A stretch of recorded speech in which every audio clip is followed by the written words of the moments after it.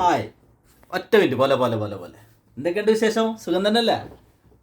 എന്താ കുറേ ദിവസമല്ല കണ്ടിട്ട്, എന്താ ചങ്കളെ? പിന്നെന്താ,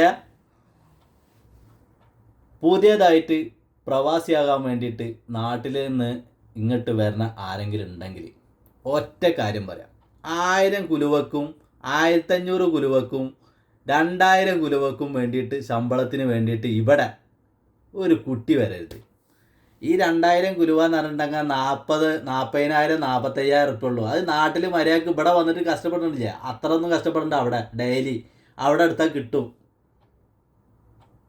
ഇങ്ങോട്ട് വരിക ചെയ്യരുത്. പണ്ടാറടിക്കൊരു പ്രവാസി ജീവിതം. ഉള്ള കാര്യം പറയട്ടെ. അനുഭവം കൊണ്ട് പറയണം മക്കളെ. വേണമെങ്കിൽ വിശ്വസിച്ചാൽ മതി. വരാത്തവരിപ്പോൾ വിചാരിക്കും ഇത് കണ്ടിട്ട് വേണമെങ്കിൽ പറയും, അവനിപ്പോൾ ഇത്രയും കാലമായില്ല, എന്നിട്ട് അവ അവിടെ അടിച്ചു പൊളിക്കണില്ല എന്നൊക്കെ. എന്താ ചെയ്യുക? ജീവിതം ഒന്നല്ലേ ഉള്ളൂ. പൊളിക്കണ്ട മുത്തുമണികളെ. 1000-നും 1500-നും 2000-നും വരണമെന്ന് ഒരു നിർബന്ധമില്ല. വരും ചെയ്യരുത്.